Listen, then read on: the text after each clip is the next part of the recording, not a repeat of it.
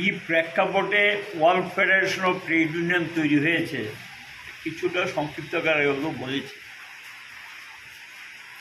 পুঁজিবাদ সারা বিশ্ব ঘুরে বেড়াবে, কেউ তাকে বাধা দিতে পারবে না। লুটপাট করবে, শোষণ করবে, অত্যাচার করবে, নিপীড়ন করবে, মানুষকে ঠকাবে, কোনো বাধা দেওয়া যাবে না। এটাকেই বললে পুঁজিবাদী আগ্রাসন।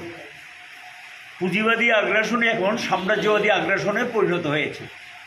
পুঁজিবাদ যেখানে বাধার সম্মুখীন হচ্ছে, শোষণে অত্যাচারে বাধা দিচ্ছে জনগণ বাঁচার জন্য, বাঁচার তাগিদেই তারা বাধ্য হচ্ছে রাস্তায় নামার জন্য, সেখানে দেখা যায় পুঁজিবাদ যুদ্ধের উন্মাদনা তৈরি করেছে, গুন্ডামি শুরু করেছে।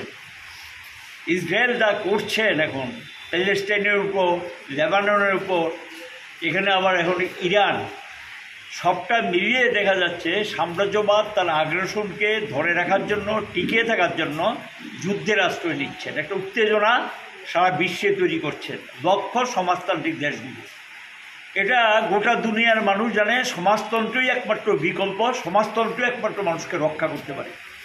কাজে এই সমাজতান্ত্রিক দুনিয়াকে আটকানোর জন্য, বামপন্থী আন্দোলনকে দুর্বল করার জন্য, কারণ দেশে দেশে বিভিন্ন জায়গায় মানুষের যে বাঁচার সংগ্রাম, সেই সংগ্রামই বামপন্থীরা পাশে আছেন, লড়াই করছেন, যতটুকু শক্তি আছে এটাকে সংহত করে শোষণ, অত্যাচারের, নিপীড়নের বিরুদ্ধে রুখে দাঁড়াচ্ছেন। এই যে অবস্থাটা, এটাকে আটকিয়ে দেওয়ার জন্যই দেখা যাচ্ছে ন্যাটোভুক্ত দেশগুলো সহ বিভিন্ন যারা আছে সাম্রাজ্যবাদী আগ্রাসনের পক্ষে, তারা এখন মানুষের কোথায় দারিদ্রতা, বেকারত্ব, মূল্যবৃদ্ধি, এটি গোটা পৃথিবীতে এখন সবচেয়ে বড় সমস্যা পুঁজিবাদী দেশগুলোতে। এই সংকটে যখন নিমজ্জিত, কোনো দিশা মানুষকে দেখাতে পারছেন না, তো এখন এখানে গিয়ে তারা টিকে থাকার জন্য গিয়ে এই উত্তেজনাকর পরিবেশ তৈরি করছেন।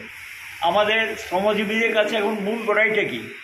মজুরি বৃদ্ধি করতে হবে, কাজের ঘন্টা বাড়িয়ে আমাদেরকে ঠকাচ্ছে এবং আমাদের যে শ্রমটা চুরি করে পুঁজিবাদ নিজে বিকশিত হচ্ছেন। এটা চলতে দেওয়া যায় না, এটাকে আটকাতে হবে। এটা আমাদের লড়াই সংগ্রামের ফসল। 8 ঘন্টা কাজ এটা আজকে কেড়ে নিচ্ছে, ট্রেড ইউনিয়ন করার অধিকার কেড়ে নিচ্ছেন। যেই অর্জিত অধিকারগুলো সেগুলিতে হস্তক্ষেপ শুরু করেছেন। এটাই world federation of trade union তার আলোচনার মধ্যে নিয়ে এসছে এবং এটাকে যে কোনো মূল্যে আটকাতে হবে। বিশ্বব্যাপী শ্রমিক শ্রেণীর মধ্যে ঐক্যটাকে আরও সুদৃঢ় করতে হবে, আন্দোলনকে আরও বেশি জোরদার করতে হবে এবং সাম্রাজ্যবাদকে একমাত্র রুখতে পারে শ্রমজীবী এবং গণতান্ত্রিক মানুষের ঐক্য, মুক্তিকামী মানুষের ঐক্য। এরাই এটাকে রুখতে পারে, এরাই এটাকে আটকাতে পারে। এটা সক্ষম এবং আটকানো যাবে আমরা বিশ্বাস করি।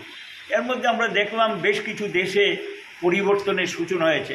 আমাদের দেশে তো যা চলছে এখন অরাজকতা, এখানে দুর্নীতি চরম আকার নিয়েছে, আইনের শাসন কিচ্ছু নেই ভারতবর্ষে, অর্জিত অধিকারগুলো সব কেড়ে নিয়েছে এবং এখানকার ধনিক মালিকদের স্বার্থে এই সরকার বদ্ধপরিকর তাদের পক্ষে কাজ করার জন্য। এবং লক্ষ্য করা যাচ্ছে তৃতীয় সরকার আসার পর মোদীর নেতৃত্বাধীন এই আগ্রাসনটা আরও বেড়ে গেছে এবং এই আগ্রাসনটাকে আরও চরম আকার নিতে চাইছে। এটা নির্ভর করবে কতটুকু আটকাতে পারবো ঐক্যবদ্ধ সংগ্রামের উপর। কাজে WFTOর আহ্বান যে শ্রমিক শ্রেণীর আন্তর্জাতিকতা, পুঁজিবাদের আন্তর্জাতিকতা তারা করার চেষ্টা করছেন।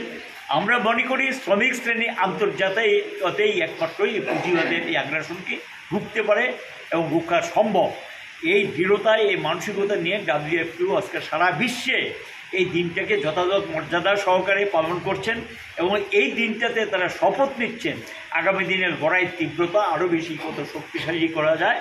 এই শপথ নিয়ে আমরা এগোচ্ছি, আগামী দিন এগিয়ে যাব এবং যারা এখনও বিভিন্ন জায়গায় ছড়িয়ে ছিটিয়ে আছেন তাদের কাছে